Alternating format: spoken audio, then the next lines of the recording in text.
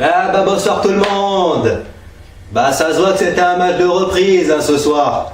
0-0. Et encore au vu de la contenu du match, hein, notre contenu de match, on pouvait pas espérer mieux. Parce que dès les premières minutes, j'ai su qu'on n'allait pas gagner.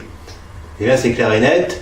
Au vu du comportement de certains de nos joueurs, on avait des Griezmann, Giroud aux états physiques bien disparates.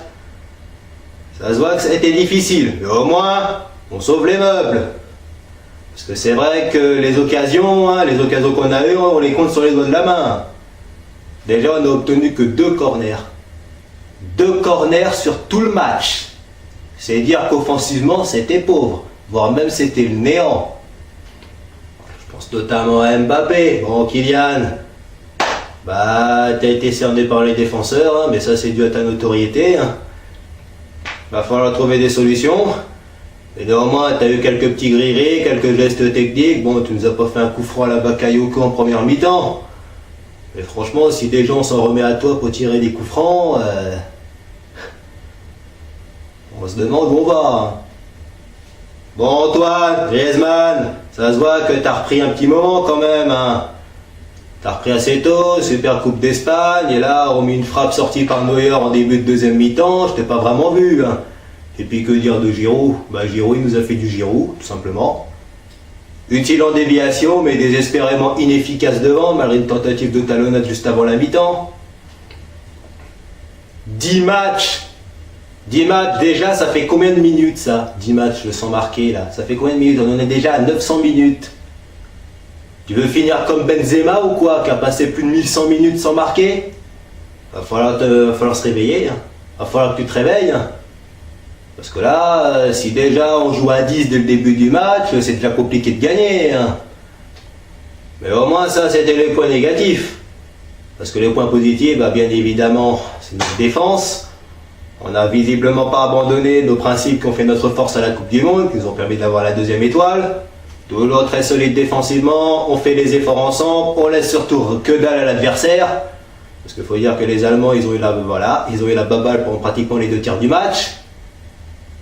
Mais ils ont été en première mi-temps, il n'y a pas eu d'occasion. Franchement, pour être honnête, je me suis fait chier en première mi-temps. Il n'y avait rien. C'était minable. C'était 0. C'était le désert, quoi. Bon, ça s'est un peu amélioré en deuxième mi-temps, avec d'occasions françaises. Ensuite, bah voilà, les Allemands ont mis la pression dans les 20 dernières minutes. Dans la dernière demi-heure, bon, sans pour autant réussir à marquer. Quand on voit que côté français, côté bleu, le meilleur joueur du match, c'est le gardien. Parce que Alphonse, hein, Areola, pour ta première sélection, tu as été irréprochable. Hein. Des arrêts, surtout un super arrêt sur une tête de Ginter sur corner. Limite, ça me rappelle un peu l'arrêt que tu avais fait à Bordeaux au mois d'avril. À 0-0. Bon, la suite, on l'a connu, on a gagné 1-0. Et voilà. Le meilleur joueur du match, hein, c'est toi. Côté français. Parce que si notre défense... Bon, on a un peu souffert sur les côtés, notamment Pavard, hein, qui a bien souffert face à Werner, le meilleur Allemand du match. Ça a été difficile, hein. Mais bon, on a quand même résisté. Parce que visiblement, hein, bon, 0-0, c'est quand même bien cher payé, on prend un point là-bas, c'est pas facile d'aller jouer en Allemagne, hein. On le sait. Et comme on le sait aussi, eh ben, les Germaniques, ils ont un gros complexe freudien contre l'équipe de France. Visiblement, tout ce qui est bleu, ils n'aiment pas. J'inclus l'Italie dans le tas. Voilà, on continue une belle petite série d'invincibilité, ça fait 2 victoires, 2 nuls hein, contre les Allemands. Bon, notre prochain match ce sera contre les Hollandais, il y aura Memphis en face.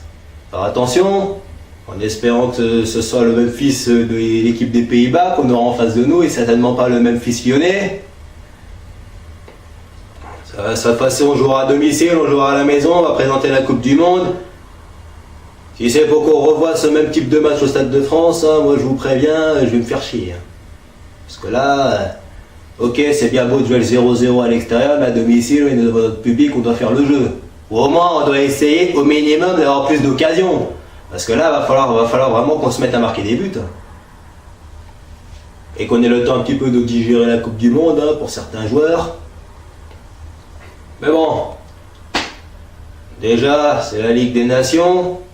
C'est déjà compliqué à comprendre, hein. Ça se voit que l'UEFA, en plus de favoriser les Espagnols en Ligue des Champions, ils se mettent à dos contre des trucs compliqués, même les Anglais ils comprennent même pas. Pourtant ça offre de belles affiches. Hein. Bah là, ce soir la belle affiche, hein, c'était même pas un super choc, hein, bien monté en épingle, hein, hyper offensif, et que Docado c'était plutôt un pétard mouillé. Hein. Ah oui. Mais bon, on a le match contre les Néerlandais.